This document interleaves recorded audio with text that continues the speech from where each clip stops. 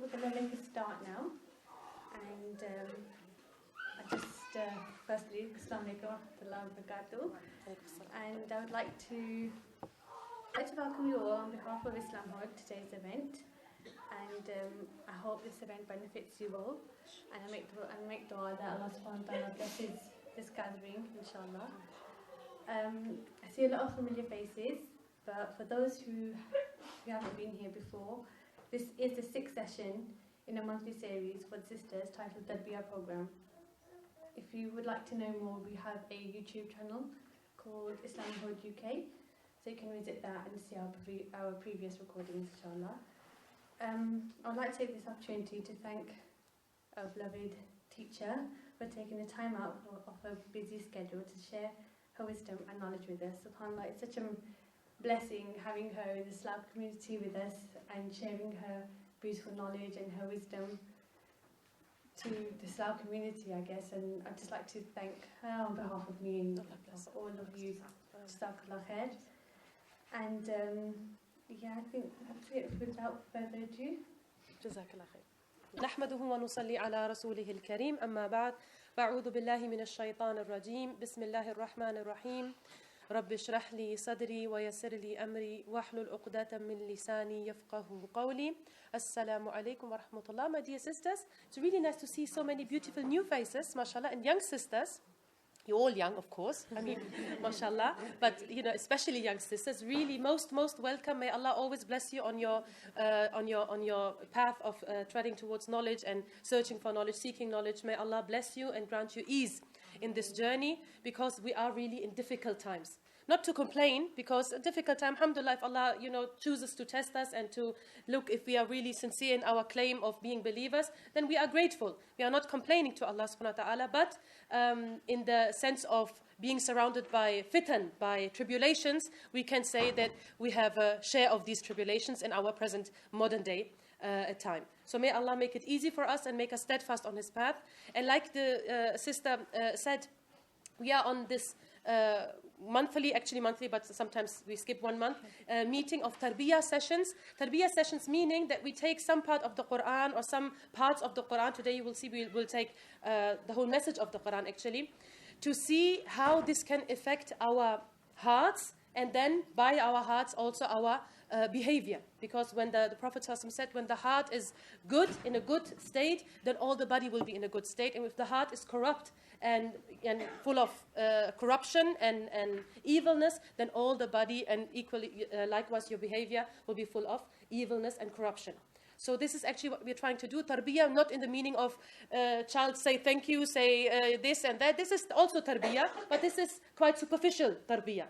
Tarbiyah meaning that if you make tarbiyah, you educate and you purify your heart, then all the rest will come step by step. Yes, then all the rest will just come if your heart is full of gratefulness and of taqwa and all the things we have discussed so far already. We talked about taqwa, we talked about the right concept of piety. If you missed the talks, you can listen to them, as the sister mentioned. Today, inshallah, I want to talk about the Day of Judgment, as you all know from the flyers and from the information the sisters gave out. And this talk is based on a book by Iqbal Kilani. It's a book in Urdu, and you can listen to the talk as well on the website of alhudapk.com. But it's in Urdu, so this is the first time, I think, as far as I know, that we are doing it in English. So it's good for sisters who don't know Urdu so well or don't know Urdu at all. And this book is really unique in a sense that he gathered all the information about the Day of Judgment from Quranic verses and from the ahadith of the Prophet ﷺ, and he drew a picture of this day. Yes, he drew a picture of this day, that what will happen and in which order everything will happen. So, of course, we cannot say for 100% sure, because there is no decisive text about which order exactly will it be, in which order the things on the Day of Judgment will happen. So we are not saying that the order, the interpretation of this sheikh, of this scholar, this is the exactly correct interpretation of all the different texts about the Day of Judgment. Of course, it's his interpretation, and he says that because of this and this text and this ayah, I think in my interpretation, and this scholar supports my interpretation, and this scholar supports my interpretation, I think this is the order in which everything will happen. This is his interpretation, and I choose to follow this book in this instance. I will not quote references today so much, yes, because I want you to follow the flow of the narrative of the, it's kind of a story, And it's a kind of description of this great and very important day, and very, like, there's no other way. We have to meet this day. Yes, we have to, and we are going towards this day. And it's like a description, and I choose not to quote all the references because they always kind of interrupt the flow of the narration. Yes, but all the references can be found in the book, and there are really famous quotations and references, which most of the time they are very familiar because they are basic Quranic text and very famous ahadith. So it's nothing like, some, obscure ahadith which nobody knows and only he says so. No, he took really the most famous and widespread ahadith and most famous sayings of the Prophet ﷺ and just combined them to give us a picture of what is really awaiting us on the Day of Judgment. And why it is so important to talk about the Day of Judgment, I mean, we don't have to explain. Obviously, it's part of our Iman. It's part of the 6 pillars of Iman. We are not a Muslim if we deny or even doubt the Day of Judgment. This is okay. Okay, it's important to talk about it because it's part of our Iman.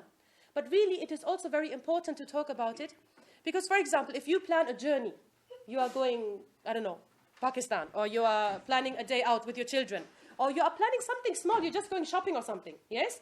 Then most of us, we have a map in mind. This will happen first, then I will do this, and then I will do this, or this time the shop will be closed, so I will have to find another shop.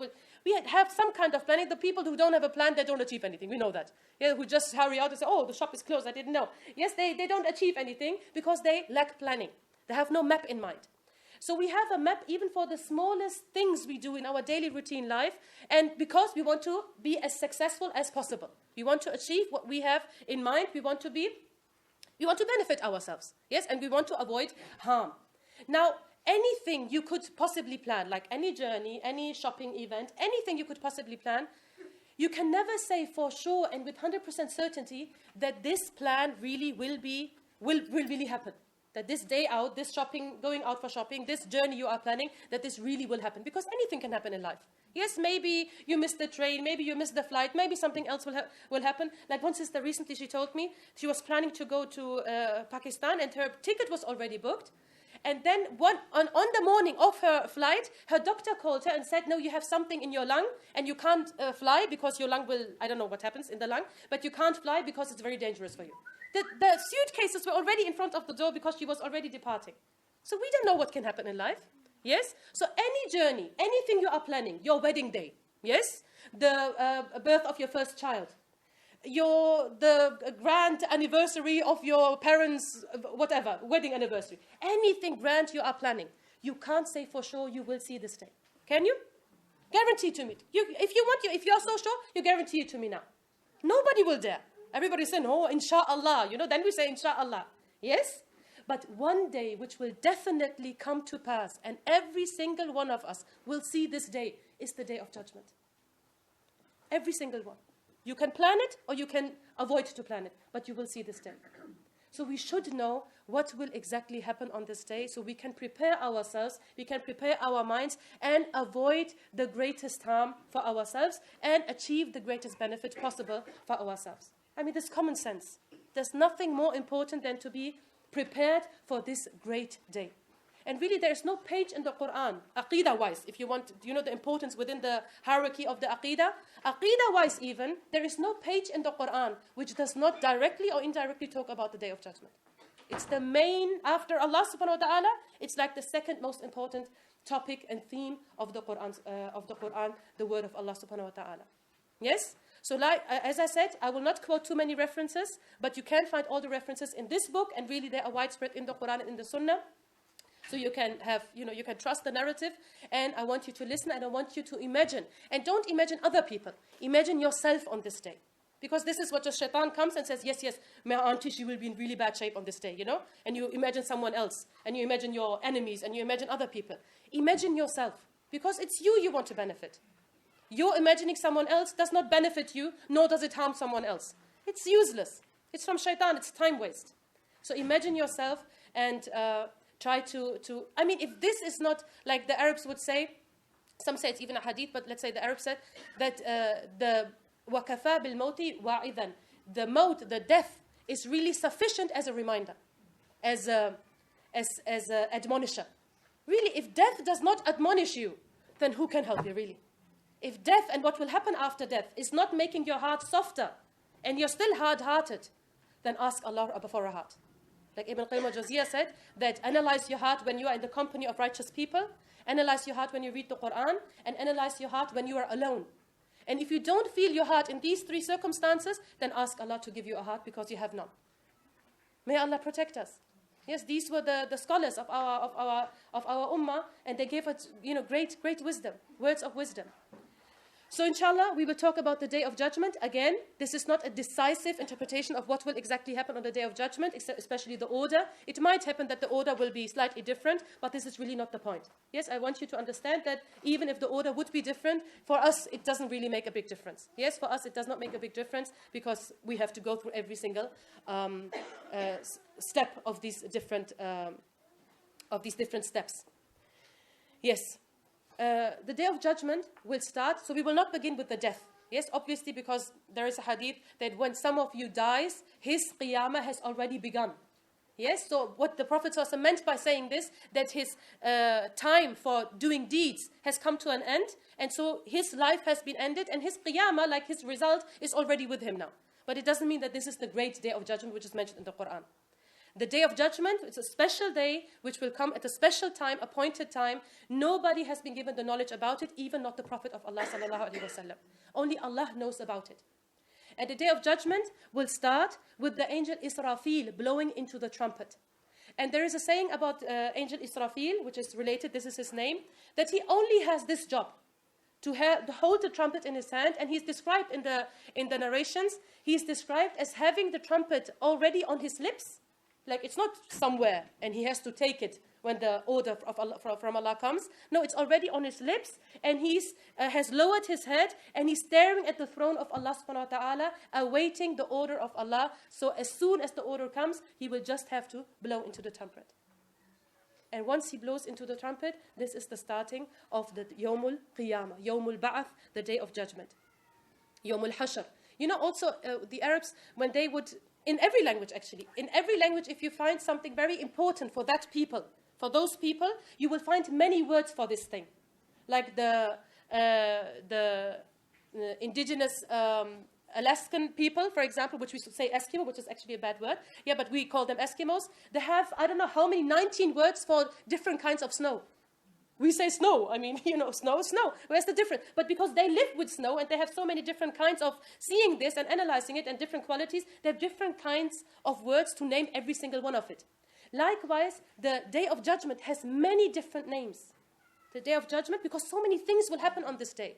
Yawmul Hisab, Yawmul Ba'ath, Yawmul Qiyamah, Yawmul Hashr. So many, Al-Haqqa, Al-Qari'ah. So many words in the Quran to describe us, to give us an idea of what is awaiting us. Yes, so this also underlines the importance of the Day of Judgment. And he's listening attentively, Israfil, awaiting the order of Allah, the command of Allah. So he's completely alert, and he's not like unattentive, and he's completely, his attention is towards Allah subhanahu wa ta'ala, just awaiting the command to blow into the trumpet. In Sahih Muslim, it's reported that this day, Yawm al-Hisab, the Day of Judgment, will be on a Friday. It will happen on a Friday, and people will be busy in their daily works. So it's not that like 2 weeks before, people will feel that something is going to happen. Let's quickly finish my salah, Let's quickly make up all my missed fast. It will not happen like this. Yes, it will come in the midst of your daily routine work. You are doing what you always used to do. In the hadith, it's even described that some people or someone will have spread cloth out, material for sewing and everything, and he's bargaining with someone else for how much to sell it. Like he's a businessman and he's doing his business. Somebody else will be, what is this when you take out milk from the cow? Milking, yes. He's milking his cow and doing his daily routine work. And in this daily routine, suddenly the Day of Judgment will begin. It will be on a Friday. And they will hear the sound of the trumpet, and first it will not sound as loud as in the end, and then slowly it will become louder and louder. And the louder it becomes, people will start slowly to panic and to run left and right and to panic and to be terrified because of the loudness of the sound and the terrifying character of the sound. And the sound will be heard all over the world at one time. Like in the east and in the west, everybody will be able to hear the sound. And it will be a sound, this is all from the hadith, it will be a sound no one will ever have heard before. So it's a very unique sound. Everybody will see that this is something special. Nobody will be able to say, oh, this is only the siren from police or something. Nobody will be able to deny that something special is occurring. Because of the terror and loudness, the shrieking of the sound, panic will occur and people will start running wildly around. When the sound will be as strong as the sound of a lightning, like a terrifying lightning, people will start to die. People will start to die because of the shriekiness and the loudness of and the terror of the sound. Wherever one will be standing, one will die. So even the time to go somewhere to your family or to your grave or graveyard or something, this time will not be given. You will start dying wherever you are. And may Allah protect us. Imagine you are doing something haram at that moment. Imagine. Death will come in this way. It doesn't, give you notice 2 weeks before that please don't do haram anymore because I want to come by and your time has come to an end. It doesn't happen that way. And people will start to die. The louder the sound gets, the more destruction will occur. So people will start to die first, and not first, this will all occur, simultaneously. And not only humans, but mountains, oceans, stars, etc. Everything will be destroyed by and by. The earth will be shaking and trembling, in the hadith it says, like the flame of a candle on a windy day, on a stormy day. Really shaking vehemently and in a very strong way. And the earthquakes will be so strong that mountains will be put into dust, will be made dust, and the dust will be floating around in the air. So you can't see anything anymore because if there's so much dust, and there's panic, there is loudness, you can't see anyone, this is the day of judgment. The mountains will float around in the form of dust. The oceans and the water in the oceans will become fire and explode and burst. So everything will be turned upside down. And the living things will start to die one by one. The stars will fall down. So there's much detail in the Quran even about what will happen. Stars will fall down, etc., etc. So the whole universe actually is really coming to an end. The jinn, the humans, and then even the angels will die by and by. Yes, so everything living will die. In the hadith it even says that in the end when no one living will be left anymore. And who takes the souls of the people with the order of Allah? Malak al-Maut, the angel of death. And in the end, only the angel of death will be left because he took the souls of everyone. And then Allah will command even him. Nobody else is left. Only Allah and the angel of death. And Allah will even command him then that now you also die. And he will die. And nothing will remain what was living before. Even Malak al-Maut will die and then only Allah will remain. And his words will then become true that كُلُّ مَنْ عَلَيْهَا فَانٍ وَيَبْقَى وَجْهُ رَبِّكَ ذُو الْجَلَالِ وَالْإِكْرَامِ. Everything which is on the face of earth in the creation will vanish. And only remaining will be the face or the face of your Lord who is full of majesty and nobility.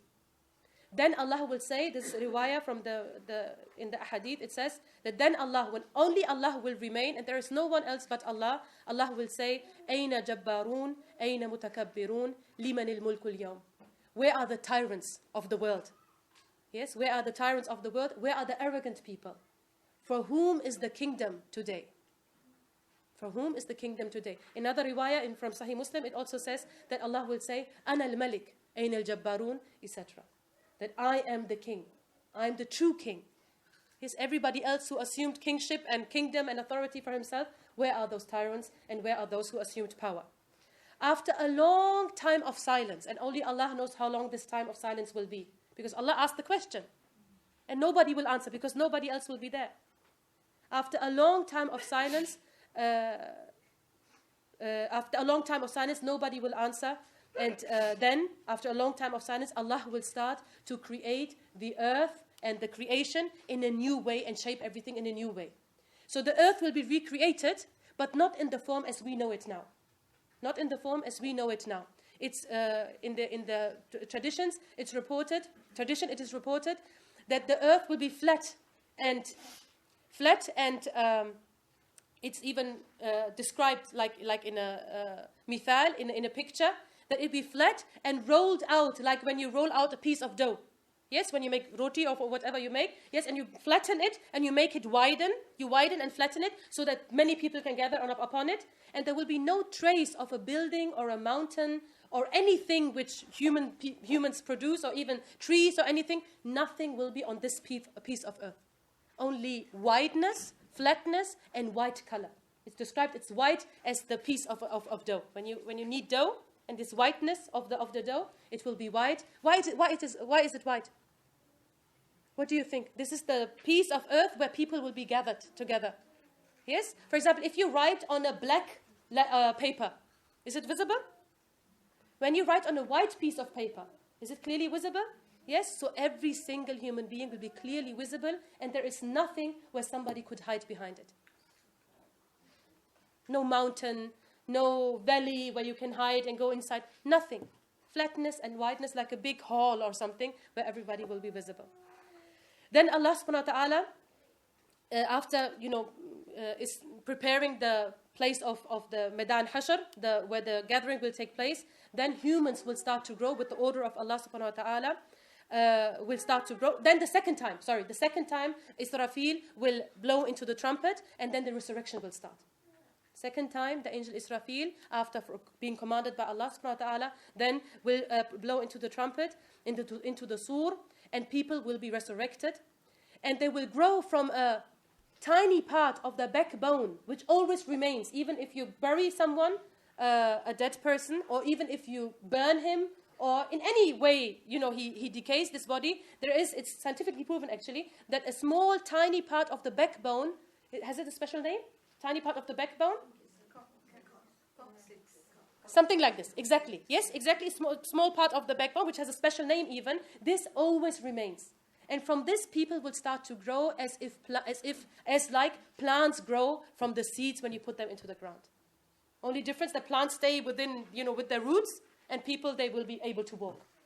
And the people, when they are grown and they will be resurrected, they will be naked, uncircumcised, and without any, like on the day when their mothers delivered them. Yes, first they were delivered by their mothers, and now they are delivered by the earth, where we all come from. And Aisha radiallahu anha, she asked the Prophet ﷺ when he said that on this day everybody will be naked and there will be huge, gathering from the first to last people. She said, Ya Rasulullah, will people not look at each other? And he said that, no, Aisha, this day is far more, not great, terrifying. Yes, it's far more terrifying than for people to be able to look at each other. They will have other problems. لِكُلِّ امْرِئٍ مِّنْهُ, for everybody, شَأْنٌ يُغْنِيهِ. Everybody will have enough to look after for himself. Like, I have my own problems, like we say. Yes, everybody will be so overwhelmed with what he has to suffer that nobody will look at someone else. And this really, you can even look, when you look at people who come out of an earthquake place or where there's a huge problem, people don't look, even sisters who normally wear hijab, they, just grab their children and just run out of the house because now it's, life or death.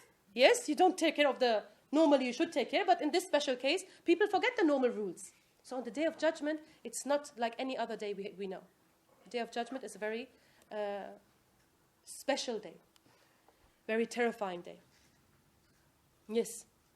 And everybody will come alone to Allah, like Allah said in the Quran, وَلَقَدْ جِئْتُمُونَ فُرَادًا. And indeed you will come to us, or you came to us, meaning in the future you will come to us, furada, individually. Everybody will be single and alone, and nobody will have a huge, tribe or family to support him. Everybody will be resurrected alone. Even though maybe you may be buried next to your parents or next to your husband, but you will be resurrected alone. And you will not have the awareness, because the terror of this day is so great. You will not look left and right to look if there's somebody who needs your help or somebody who could help you, because the terror of this day is too great. May Allah protect us.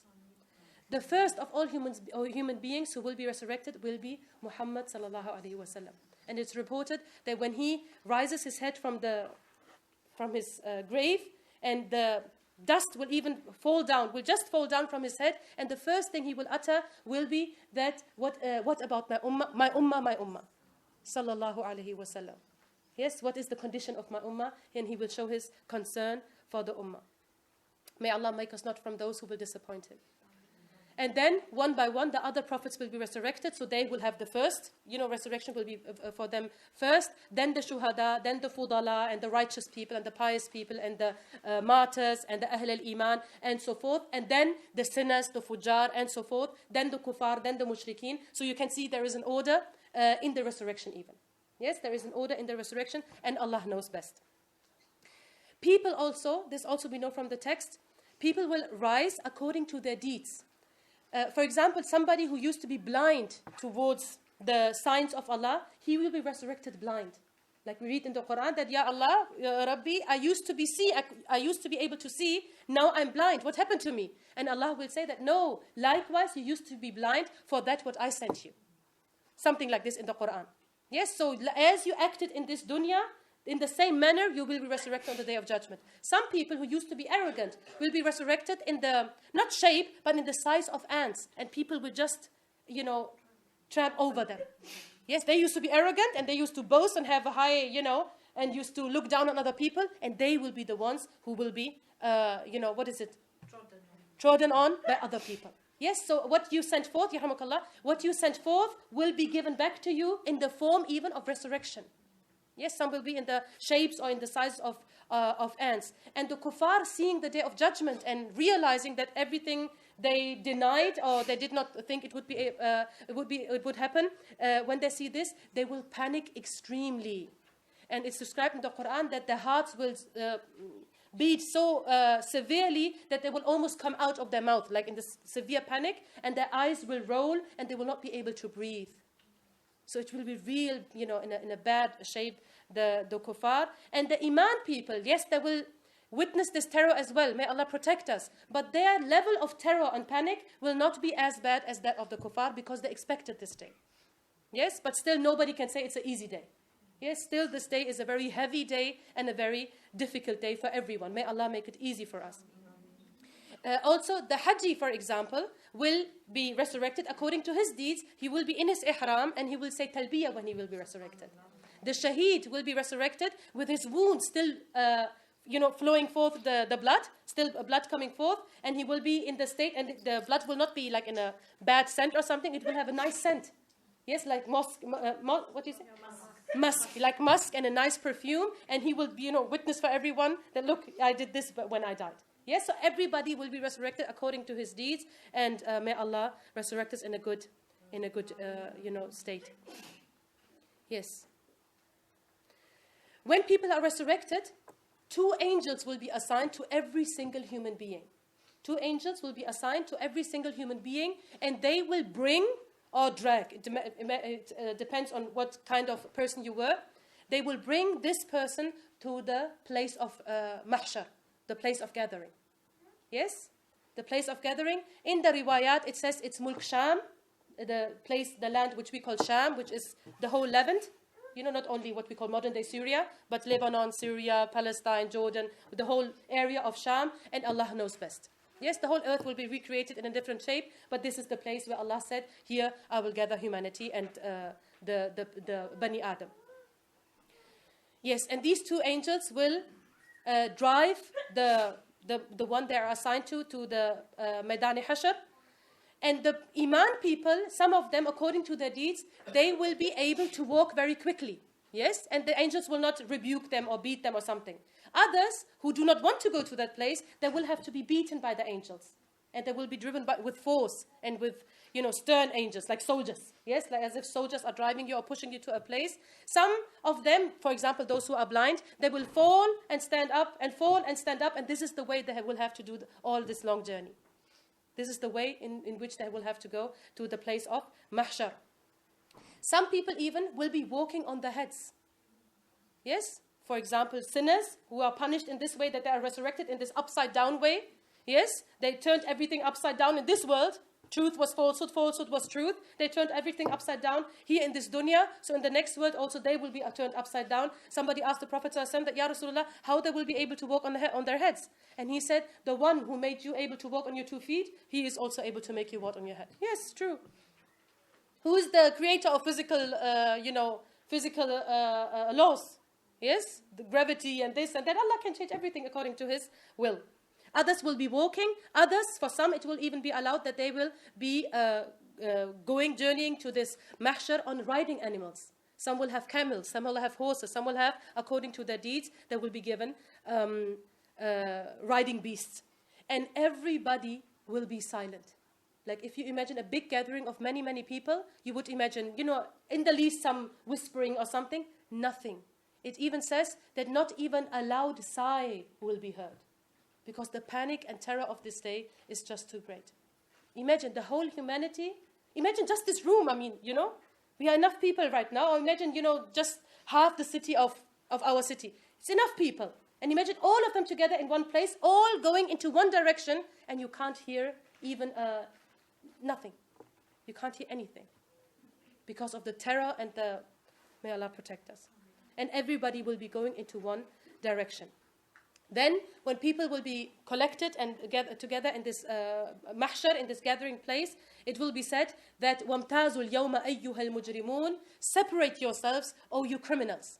So the first separation will be done, and on one side will be the people of Iman. Yes, it doesn't matter if there were sinners and this will be only the first separation. Iman is here, and the criminals on one side, the disbelievers, the kuffar, the deniers. And then there will be subcategories. Yes, then within the Iman people, there were some who were sinners, there were some who didn't have much Iman, etc., etc. Until we will have groups according to the level of faith and Iman, according to every single one. Like the ulama will be on one side, the shuhada will have one group, the people who denied prayer, who did not pray, they will be in one special group, the people who did not give zakah, they will be in one group, and so forth. Yes, so there are some ayat and riwayat from where we can interpret it that this will happen in this way. And Allah knows best. The mushrikeen will be also in some group. And some even say that even the mushrikeen will be grouped, that the worshippers of the sun will be one group, worshippers of the moon will be one group, according to the kind of shirk they did. And Allah knows best. So there will be major classifications for these groups. Yes, the salihin, the muttaqeen, the shuhada, the huffaz, the qurra, the readers of the Quran, the da'i of Allah, the people who invited to Allah, everybody will have a special group. So we can see that you will not be categorized according to what you thought you are. Yes? I think myself, I'm part of this family, I come from this city, I graduated from this and this university, so I should be in this and this group. Don't put me with those ignorant, uneducated people. Yes, look at my degree, I'm something. Yes, this is the way we think, we categorize ourselves. But Allah has different criteria. Yes, if you did not pray, you will be put next to the people who did not pray. Doesn't matter, even if you didn't see them all of your life, you will be put into the same category. May Allah protect us. And also the sinners will have different groups. Like the Prophet also said, Al-mar'u ma'a man ahabba. The man, human being, will be with those whom he used to love. So love, yes, and where there is love, there is imitation. Yes, there is loyalty. Love, leads to everything. The man will be, or the human being will be with those whom he loved. Yes, so everybody should check where his love or her love lies. Yes, the zani people will with the zani people, the adulteress with the adulteress, and so forth. The place of mahshar, the gathering, where the people will gather, is also described in the different tradition. It is said that in this place, the sun will be brought near. And it will be only on the distance of it will only be like 1 mile or something. So Allahu alam of this is, because it's a different kind of creation, if we can really measure this in the same way, but this is how it's been described. And the heads of the people will start burning because of the scorching heat of the sun, except for who Allah protects. Like we know that some people, there is no shade on this day except for who? Yes, especially it's only the protected ones, like the prophets and everyone. In one hadith it says that there are 7 kinds of people who will be shaded on the day of judgment under the throne of Allah subhanahu wa ta'ala. And on this day there is no other shade than the throne of Allah. Yeah, and the throne of Allah, of course, is very, very great and big. Yes? And these 7 people are who? The adil imam, the just imam, the youth. Exactly. The youth who was who practiced Islam even in his youth, so he grew up practicing Islam. The one who was seduced by a woman of status and he refused to be seduced and he remained, he guarded his chastity and so forth. Yes, the hadith, these 7 people, they are examples of people who will not be terrified by the scorching heat on the day of judgment. Yes, but generally speaking, the Maidan is not an easy Maidan. Yes, it's a very difficult place, and people will have to wait there, and people will sweat. Of course, it's very hot, terror is there, panic is there, people will start to sweat. And everybody will sweat according to his sins. Some people will stand in their sweat up to their ankles. Yes, when they were bad people. Worse people will stand in their own sweat up to their knees. Some up to their backs or hips. Some up to in the middle of their backs. Some up to their shoulders. Some up to their chins. And some people will almost drown in their own sweat. May Allah protect us. May Allah protect us. And hunger and thirst will be to its extreme on this day. So not only panic and what will happen with me, and really first and foremost, the sense of that Allah is not happy with me. This I think is the worst. Imagine because everybody has a relatively good opinion about herself. We all think that, I'm not as bad as so-and-so. Yes? But then may Allah protect us. May Allah protect us. Imagine you are resurrected, and you are resurrected in a bad shape. And you know that, this is not a good sign. That's not good. It's not good that this is happening, because Allah treats in this manner only those people who He's not happy with. And imagine you can't go back. You can't change your fate now. And you have to endure, and you know that Allah was not happy with you, is not happy with you. May Allah protect us. May Allah protect us. And in this place, they have some ikhtilaf, but some of the ulama say that this is the place or time when the prophets will have their hawd. What did you say, hawd in English? The place where you have water so you can give drink to people. Pool of water, yes, they will have the distinctive pools of water, and the Prophet Muhammad ﷺ also will have his pool of water, which is described beautifully also in the hadith, which is a topic for its own. And everybody will have its pool of water, and the ummati of the people of the ummah of the distinctive prophets, they are allowed, and Allah knows best if this is the place where they are allowed, or will they be allowed later, but they will be allowed to go there and drink. And the Prophet ﷺ said, whoever drinks from it will never be thirsty again. Yes, so Allahu Alam, if this will happen here or after Hisab, Allah knows best. Allah knows best. May Allah protect us from the terror of this day. In one riwayah, in tafsir of Tabarani, it says that people will stand in this state for 50,000 years, just waiting for the Hisab and reckoning to start. Imagine. 50,000 years, you are resurrected already. You reach the place where the Hisab, the reckoning will take place, and now you are just waiting. You're just waiting. You do not exactly know what will happen to you. You have a sense of what will happen, but you do not know exactly. The sun is over your head, and you can see that some people are exempted from this terror. They are in the shade of Allah, and they are not as terrified as everybody else, and you have to wait 50,000 years. Some are drowning in their sweat. Some are, walking in their own sweat, terrified by this day. 50,000 years. May Allah protect us.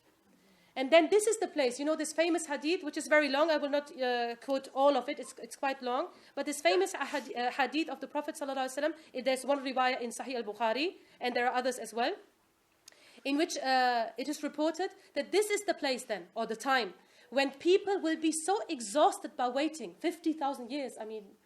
They will be so exhausted that they will say, like kind of a dua, that, oh Allah, decide for us, decide for us, and even if this means that you send us to hellfire, because they will not be able to bear it anymore.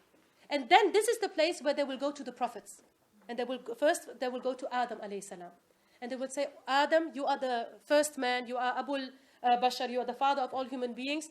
Go to Allah and ask Him only to start the reckoning, not to send us to Jannah, only start a reckoning. And Adam alayhi salam, there are different riwayat, but he says then that, no, this place is not for me. I will not go to Allah because I did a sin when I was in Jannah. Go to so-and-so. And they will go to Nuh alayhi salam. They will go to Ibrahim alayhi salam. They will go to some of the major prophets. And every single one, Musa alayhi salam, every single one will remember a sin. Prophets are, they're not guilty of sins. Yes, they did a mistake, which is not... it was not according to their position to even do this small mistake. This is for prophet. They are ma'asum. Yes? They are not guilty in the sense we are guilty. But even they, because the terror of this day will be so great, in one riwayah it even says that the prophets will say, Adam, Nuh alayhi salam, they will even say that today Allah is so angry as He has never been before and will never be again. Imagine. And I remember a sin I did, so I will not go to Allah subhanahu wa ta'ala. Prophets are saying this. Who are we then? And they will go to Ibrahim, and they will go to the major prophets until they will come to Muhammad sallallahu alaihi wasallam. And Muhammad sallallahu alaihi wasallam will say, this is my place. This is my job. This is my task. I am for this. Ana laha. I can do this. And he will then go to Allah subhanahu wa ta'ala and ask permission to present himself in front of Allah subhanahu wa ta'ala, and will go near the throne of Allah subhanahu wa ta'ala and prostrate in front of Allah, and he will remain in sajda for as long as Allah wills. Allah knows how long this is. He will remain in sajda, and look at Muhammad sallallahu alaihi wasallam, how he is not doing anything for himself. He knows that he has a special place near the throne of Allah. He will directly go to Jannah. He is exempted from all the terror of the Day of Judgment. And he knows that Allah is not doing anything which is not deserving to be done with those people. Nobody is suffering terror without deserving it. So Allah, the Prophet ﷺ knows that justice is being established. But still he is so kind and so generous to give himself for this work in front of Allah subhanahu wa ta'ala, to intercede on behalf of the people generally first, and later for the ummah of Prophet Muhammad sallallahu alaihi wasallam. And then Prophet Muhammad sallallahu alaihi wasallam will do sajda, and Allah will leave him in sajda as long as Allah wills. Then Allah will say that raise your head, and I grant you permission to ask what you want to ask. And then Rasulullah sallallahu alaihi wasallam will ask, and then when, even in one riwayah it says, then the anger of Allah will cool down a bit through the sajda of Prophet Muhammad sallallahu alaihi wasallam. Then he will allow him to raise his head and to ask, and then Prophet Muhammad sallallahu alaihi wasallam will do his shafa. This is the first shafa. There will be others later as well. This is the shafa only to begin the reckoning. Nothing more. Yes, only to begin the reckoning. This is as some reports have said. Then the Prophet Muhammad sallallahu alaihi wasallam will come back to the place of mahshar, and then the reckoning will start. This is what some of the scholars then also say, that this is then the moment, the time when Allah subhanahu wa ta'ala will come to this, wherever this place is, to this Maidan Mahshar, to this gathering place, and the throne of Allah will be carried by 8 angels. Yes, to hold, how do you say, to judge over human beings. Yes, to have this, to hold court, can you say this? Yes, to preside over the court and the judgment over the people, exactly. وَجَاءَ رَبُّكَ وَالْمَلَائِكَةُ صَفًّا صَفًّا. This is what we read in the Quran as well. Yes, and then this about the whole hisab, witnesses will be brought, every single human being will be questioned individually.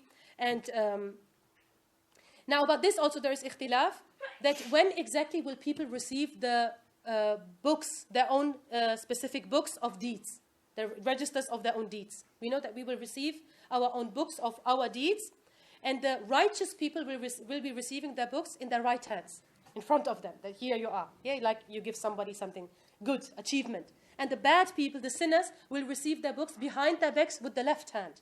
Like you give somebody, a criminal, that here, take what you have done, what you have fabricated.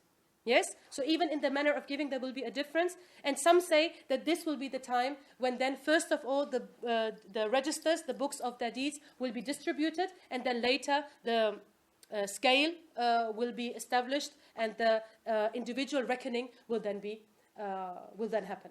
So Allah knows best, but this will happen in this way. When people see their own books, the people who will receive a good book with their right hand, they will start out, crying out and be happy about it, and they will directly want to share with others the good news, and they will say, here, come to me, look at my book. Ha'umuqra'u kitabiya.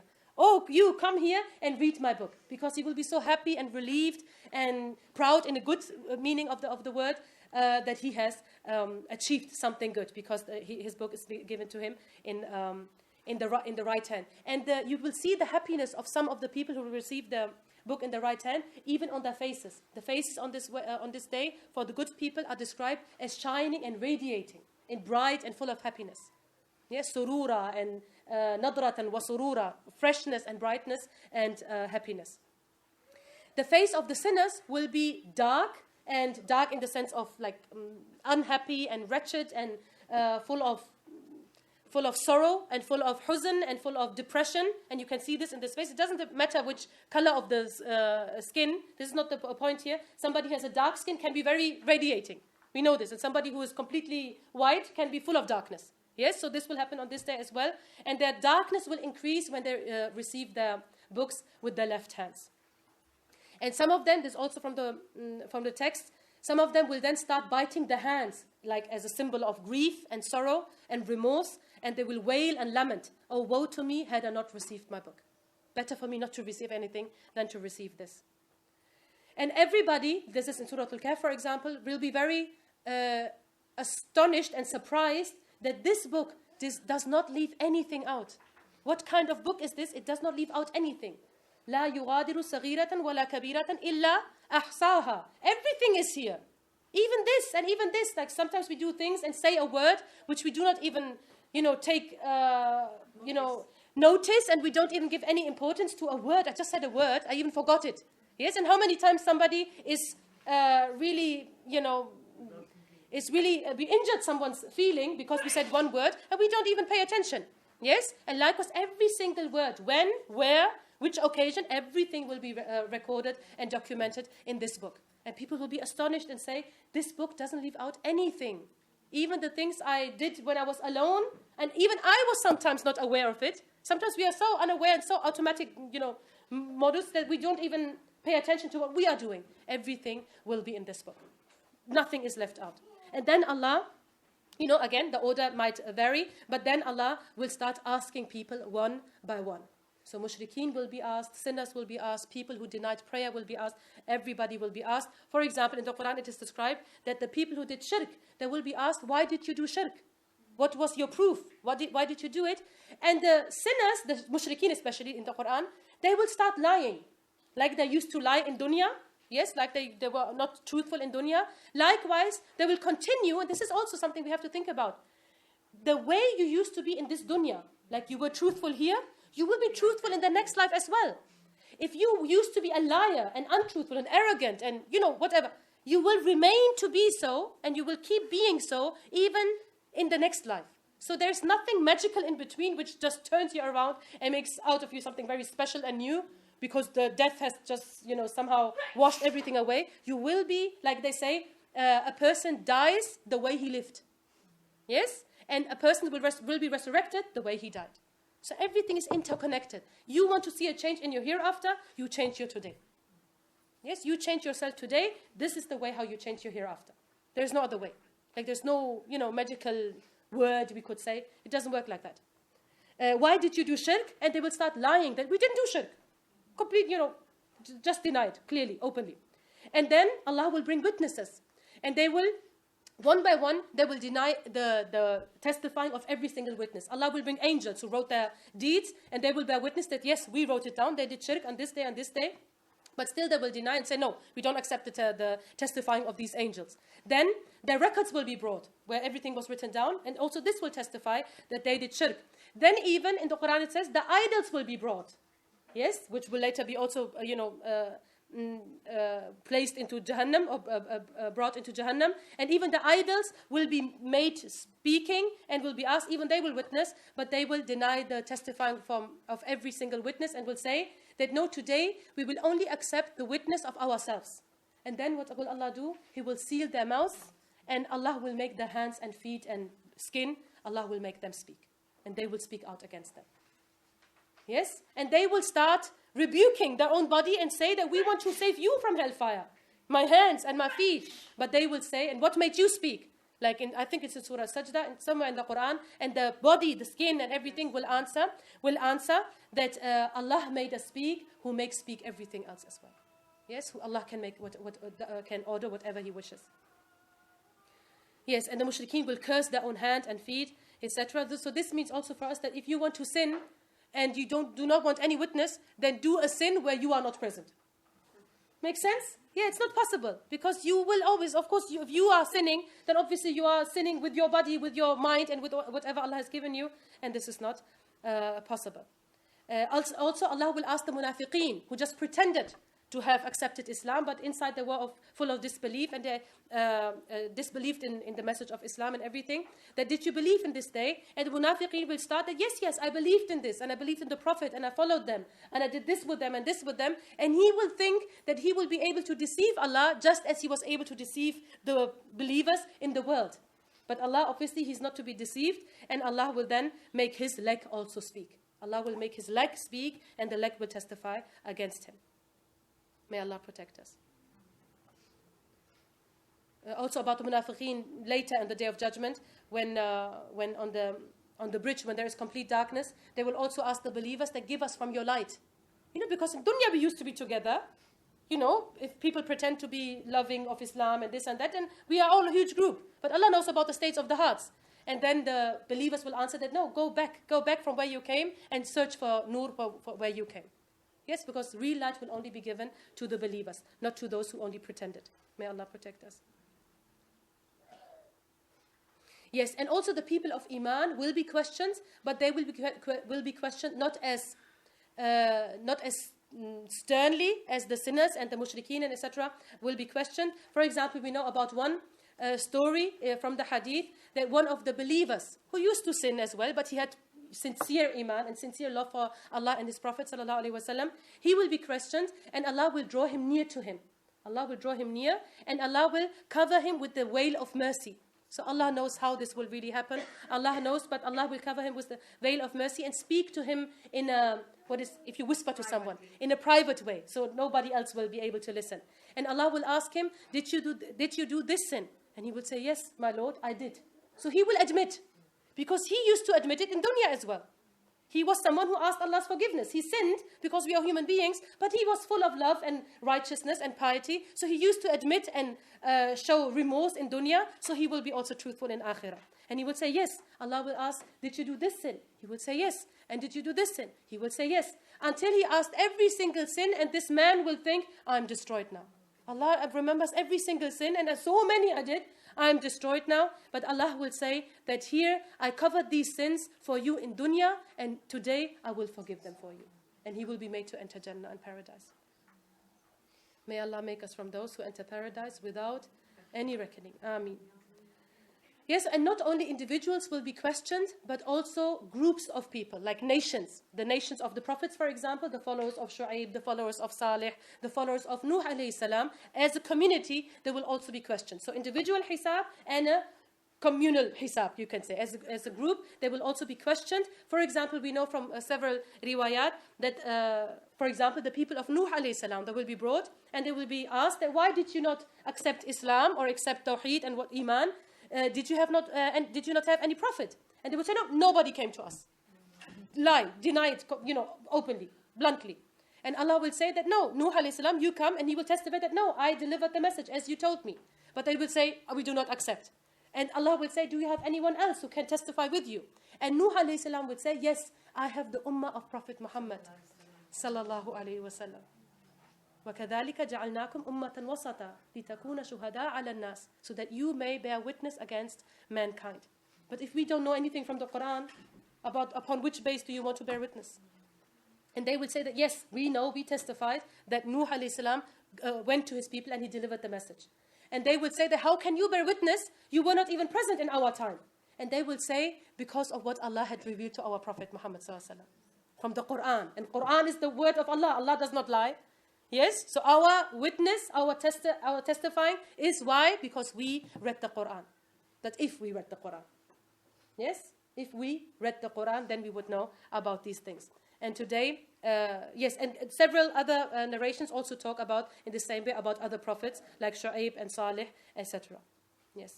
And then there will be silent, the ummah of Nuh alayhi salam, and they will be sent collectively to hellfire. Collectively. So this will happen as well, that people will be sent collectively for one of the same kind of disobedience. Everybody who shared the same disobedience, they will be sent collectively. Like Allah says in the Quran, وَتَرَى كُلَّ أُمَّةٍ جَاثِيَةٍ, you will see every nation on their knees. Yes, so nations will be collectively in the same state as well. This will happen as well. May Allah protect us. Yes. And some people even will say, this is all happening on the reckoning day, yes? Some people even will start saying that now let us go back only one time. Now we see and now we hear, and we will not do the same as we have done. But Allah will say that this is not possible.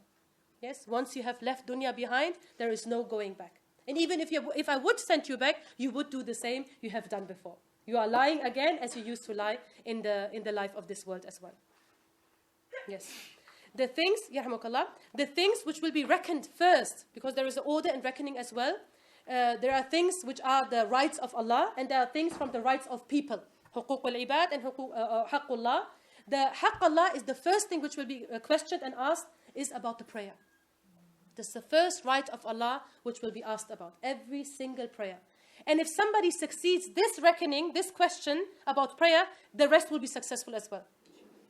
And somebody fails this questioning and is unsuccessful in the question of prayer, the rest will be bad as well. May Allah protect us. Because really, this is the basic of the deen. This is the foundation of the religion. If somebody does not pray, what else can he do? I mean, what else can there be, what he could possibly do, if he knows, of course, about prayer, and he has been properly taught about the importance of prayer. May Allah forgive us for not maybe teaching properly. Yes, and the first of the huquq al-ibad, the rights of the people, the first thing which will be questioned is the shedding of blood, murder. Yes, the shedding of blood will be questioned first because the life has sanctity, which is not to be, taken. Yes. Yes, also what will happen, that while this being reckoning and everything and people will restore their rights, that people's rights will be restored. So the zalim will give back the right of the madhloom. Yes, the tyrant will give back the right of the oppressed one. The murderer has to give back the right of the one he murdered. The thief will have to give back the right from the property or whatever, from that what he has taken. And how will the rights will be restored? Because you can't pay check or, you can't give back what you stolen. It's all left behind in dunya. So in the way, what will be the currency on this day? It will be the deeds. Because this is the only thing you have which has some of kind of worth. So if you have to give someone of his rights back, the first thing which will be done from his sins will be taken and put on your account. And if he has no sins left, or, there's something, then from your good deeds will be taken. No, first, other way around. First, from your good deeds will be taken and put on his hasanat, on his account. And if you don't have good deeds left, then from his bad deeds is taken, sins, and put on your account. So even on this day, changes might happen. Yes, like the Prophet said, should I tell you, do you know who the bankrupt is? And we said, Ya Rasulullah, for us, a bankrupt is who has neither dinar nor dirham. Like he has no money. And he said, no. The bankrupt is the one who has nothing, is the one who comes with good deeds, prayer, fasting, etc. on the day of judgment, but he has oppressed this one and slandered this one and backbited someone else and taken this right and taken this right, and everybody will come and take from his hasanat until nothing is left. Imagine. So it's not enough only to do the good things and think, oh, alhamdulillah, I'm saved. You also have to avoid the bad deeds. You can't just say anything you want. This really, sometimes I think, people need to be taught this again. The tongue is not there to speak continuously. Yes? The tongue is there to speak after you think. And think about, is this beneficial what I want to say? Will this bring me nearer to Allah, or will this drive me away from Allah? Do I want to see these words again on the day of judgment? And most of what we say, we do not want to see it again. Let's be frank here. We do not want to see it again. So a word you said to someone, it might take you away. And sometime it will happen. After this, the deeds will be put on the scale. And some people will miss only one good deed to outweigh the bad deeds on their scale. Imagine this one deed. How much remorse, will these people feel that this one deed, which I miss now, had I not said this bad word? Had I just kept my mouth shut? Imagine. May Allah protect us. Yes, so even with good deeds, you can still go bankrupt in this meaning of the word, because you have to take care of what you spread in this world, goodness or evilness. Yes, and even the smallest right somebody had taken in dunya from someone else will be restored. That even if somebody had taken the worth of a miswak, yes, of a small, like tiny piece of wood, with you use for cleaning the teeth, even like something which is not very precious, even if you have taken this kind of right, even this will be restored. Because Allah is justice. Allah is the one who establishes justice. Yes, and even in the riwayat it said that even the animals will be resurrected and their rights for each other will be restored. For example, there was a goat which had, what is this? Horns, and he injured another goat which had no horns. They both will be resurrected, and the right of the victim will be restored, from the aggressor, and then there will be order to be dust again. So even with animals, let alone human beings, every single injustice or injustice will be restored. Nothing will be left out or ignored. And then and Allah knows best about the order, but then the scale will be established, the great scale of our deeds, and one by one, the deeds of human beings or the people will be weighed or put into the scale, one by one. And even in one riwayah, it says that after weighing the deeds of the people, an angel will announce that so-and-so has been successful, if the good deeds outweigh the bad deeds. If the bad deeds outweigh, the angel will announce, so-and-so, the son of so-and-so, like so everybody knows what happens, in front of all human beings. I mean, imagine, so-and-so has failed. So-and-so has been successful. Imagine we are so aware of our, what people think about us. It's so important for us. Imagine if you slip down, what is this, peel of a banana in front of everyone. The hurt doesn't matter. Really, I could break my bone with it. It doesn't matter. But what will people? The people would laugh about. Yes, this is a weakness for human beings. Yes, we do care about what people think about us. But imagine, Allah is not happy with you. All people can see that you failed. So what have you lived for then? Imagine, everything what you deemed important is left behind. And here you are with your little good deeds and many bad deeds and awaiting eternity maybe or long time in hellfire. May Allah protect us. May Allah protect us. Yes, and then the scale will be put, the deeds will be weighed according, and deeds will not be weighed according only their outward appearance, like she prayed and she prayed, same prayer. No, according to the intentions and the circumstances. Yes, because not every deed is like every other deed. Yes, like one Sahabi, he worked the whole night, he was poor. He worked the whole night, very hard physical work, to be able to give a handful of sadaqah. Yes, this handful of sadaqah is not the same as if a rich person for whom it's no problem to give thousands of dinar or whatever, it's not the same sadaqah. Yes? Somebody who has just learned how to pray and she makes mistakes in her Fatiha, it's not the same mistake as if someone who knows prayer since many years, but she doesn't care about how she pronounces Al-Fatiha. Yes? So it's not the same, and Allah knows about every single circumstance, about every single niyyah, and accordingly, the niyyah can make your deed heavier in the scale. Your sincerity makes it heavier. The circumstances, if you were the first to do something, nobody else was wearing hijab or praying in your family, and you were the first to start it, this will make your deed heavier. If everybody was praying and wearing hijab and you were the first and you were the last to start it because you were, denying that it's not important to do, this will make your sin even heavier. That you had it easy, everybody was doing it. What held you back? Yes? So every deed will not be like every other deed. Allah will weigh them according to His knowledge and His wisdom and the background of the deeds. And also there's this famous riwayah that somebody will have that he will have 99 records, not deeds, records of deeds of bad deeds. Yes? And they will be put in the scale. And he will have almost nothing in the good side, on the right side. Right side will be the good deeds, yes? And the angels will start asking that, doesn't he have anything which we could put on this side? And they will look and this, and that's a long riwayah, Allahu Alam. But they will look and there will be nothing. And then in the end, a small, paper will be brought, that yes, this you could put in the right scale. And will be brought, and on this paper there will be what? La ilaha illallah. That he said La ilaha illallah once in his lifetime with sincerity, not just like a lip service. Yes, and this small paper will outweigh the 99 records of bad deeds. But wait a minute. Yes, because now I know everybody's like, oh, then it's okay. I say La ilaha illallah several times a day, so problem finished. This is not the meaning of this. This is, for example, somebody has lived in disbelief and kufr for 60 years. He didn't know about Islam. He didn't care about Islam. He had his life and everything. Then right before he dies, somebody tells him about Islam, and he accepts Islam and says the Shahada. Yes? So this Shahada now has, has deleted everything bad he had done. You see my meaning?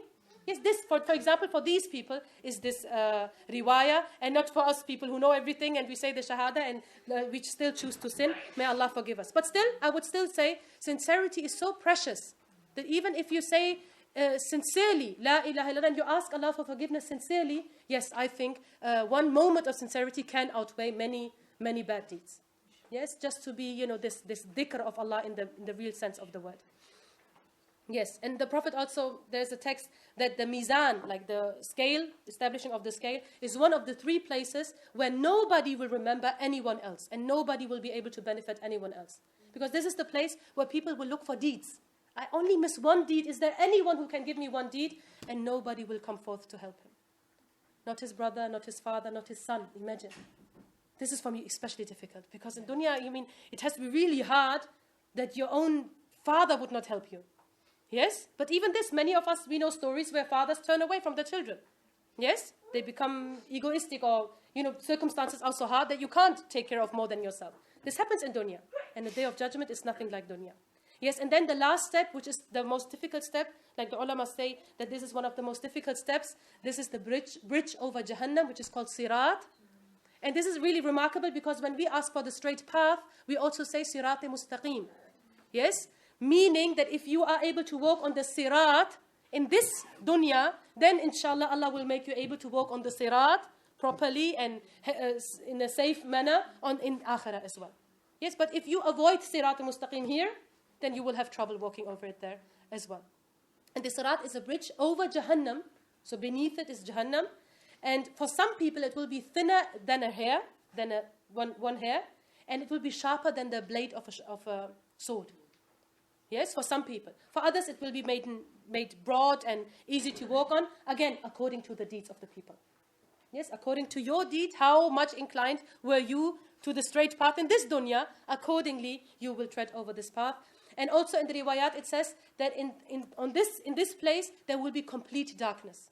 Like on the mahshar, there is not description of darkness. Yes, Allah knows if it is dark or not, but this place is described as completely dark, and every individual will have a light according to his deeds.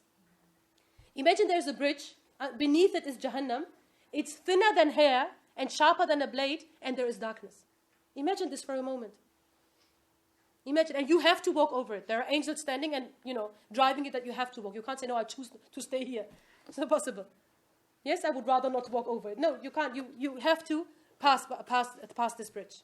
Imagine. May Allah protect us. And some people, like Iman, people who follow the light of Iman in this life, they will have enough light and they will see properly. And some people are described, again, the manner of passing or going over this bridge will also be according to the deeds. The swiftness, the fastness of how fast you walk over this bridge. Some people will walk as fast as lightning. Like just, the second of what is it called? When you make like this? Blink. Of a blink, exactly. The second is, the blinking of an eye, and they are on the other side. And on the other side, by the way, is Jannah and paradise. So you have to go there to be able to enter paradise. Yes, so blinking of an eye, like the lightning fastness and swiftness, they will be on the other side. Some others will be as fast as a fast wind. Some others, according to the deed, some others will be as fast as a fast riding beast, like a horse. Some others will be running very quickly, but not like a horse. Some others will be walking and be able to walk safely. Some others will, what is this, what babies do? Crawling. May Allah protect us. And some others will fall down and get up again, fall down, get up again, but they will reach the other side. And also this bridge is described that on the sides of this bridge there are kind of hooks. Allah knows how they look like. And some people, they will be disturbed by these hooks, and they will be injured by these hooks, and they will be tried to drag down by these hooks. Some people will manage to avoid them, and some people will be dragged down and fall into hellfire. According to their deeds, may Allah protect us. Some people will manage, some people will just put a step on the bridge, and these hooks will drag them down, and they will fall into Jahannam. Some hooks will wait until this man reaches the middle of the bridge, and then they will be dragged down. And some people will be almost at the end of the bridge, and then they will be dragged down. Imagine, for example, somebody does good deeds, apparently, the whole life, but in the end he does such an injustice and such a cruelty and bad and evil deed that, he paves the way for his Jahannam. May Allah protect us. It's not only important to be good one day, to be good today because I heard a nice talk, today I will pray Isha. This is not all we need. We need to be steadfast till the end, until the last breath. It's a long way. But Allah can help. If you choose to go towards Allah, He will run towards you. Yes, and the people of Iman will make a dua in this instant. It's also in the Quran. رَبَّنَا أَتْمِمْ لَنَا نُورَنَا. Oh Allah, complete for us our light. Yes, so the riwayat say that this dua they will do in this place over the bridge because they will need the light. Also the light. Some people will have a big light. Some people will have a smaller light. Some people will only have a small candle, which will be because it's stormy or it's, and the flame will be trembling, will be flickering. Yes, the flame will be flickering, and they will be fearing that, any moment it can just be, gone, and this will be their light according to how much light they have in their lives. And what is the light? What is the light in our life? Don't say Iman. Iman for sure. Okay, Iman, okay. What else is the light in our lives? Good deeds, okay, good. What else? What has Allah described as light Himself? Quran. So now is the question, how much Quran do you have in your life? Yes? If you search for hidayah anywhere else, come back. It's only here. It's in the Quran. Nowhere else. How much Quran do you have in your life? How much of your life do you give to the Quran? Yes? And don't tell me I read every Friday. Yes? Nice. But this is not enough. Yes? This is not enough. And some people will only have a light coming from their foot, and it will be as big as one nail of their foot. Yes? So very small light which will not really benefit them, but they will still have a little light. And some people, they will have no light at all, like the munafiqeen. Like the munafiqeen, they will have no light at all. Yes. According to what they did in their lives. For some, even the Prophet ﷺ said, they will get riding beasts, as I said. And the Prophet ﷺ said that when you choose a sacrificial animal, when we do Eid al-Adha, for example, then choose a good and healthy animal, because it will carry you over the bridge on the Day of Judgment. So if you choose to sacrifice for Allah, don't take the unhealthiest and cheapest one, and he's already dying almost, and you sacrifice in the last moment, because this will come back to you. In this, we have to think in this manner, that everything you send forth, it will be of your own benefit. Yes, and the scene of the passing the bridge will be so terrifying that again, there will be complete silence. Nobody will speak. Only the prophets will say, making dua, and they will say, Rabbi Sallim, Rabbi Sallim. Oh Allah, make good everything. Peace, oh Allah, peace, oh Allah, peace. May Allah protect us. Nobody else will speak. Yes, first, the Prophet ﷺ will pass over the bridge, then his ummah. This is also something very special. Allah has given the ummah of the Prophet Muhammad ﷺ, then the other nations, one by one. Yes. Then they will come, for the ones who have passed over the bridge, they will be made to stand still on the last part of the bridge, which is called Qantara. It's a special name. And on this special place, every rancor and ill feelings in their hearts towards each other, because we are human beings. Yes, maybe you don't like a sister in Islam, you don't like your cousin or whatever. You had some ill feelings for her in your heart. Everything will be purified. And then when they are completely purified, they will be allowed to enter Jannah. May Allah make us from these people. And then the Prophet Muhammad ﷺ will be the first to ask for entrance, admission into Jannah, and he will be granted admission, and then his ummah will be allowed. Yes.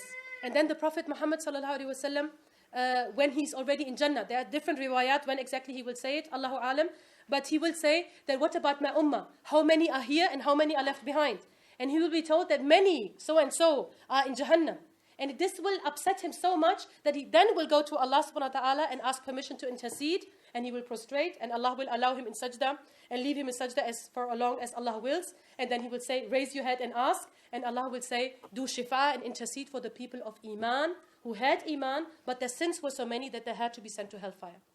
And then everybody will be taken out of Jahannam who had a seed of mustard seed, something like mustard seed, equal of Iman in his heart.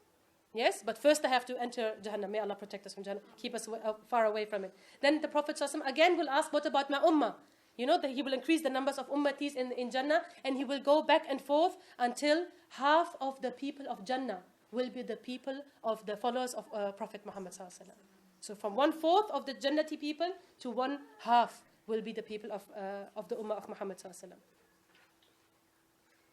Yes, and then again the Prophet ﷺ will go back and ask for permission to intercede for those who said once in their lifetime only, with sincerity of course, La ilaha illallah. Like this is the least amount of Iman you could have. Yes, the rest was nothing with Islam and nothing, but they said once La ilaha illallah, and Allah will then say that these who said La ilaha illallah once in their lifetime, I will take them out myself.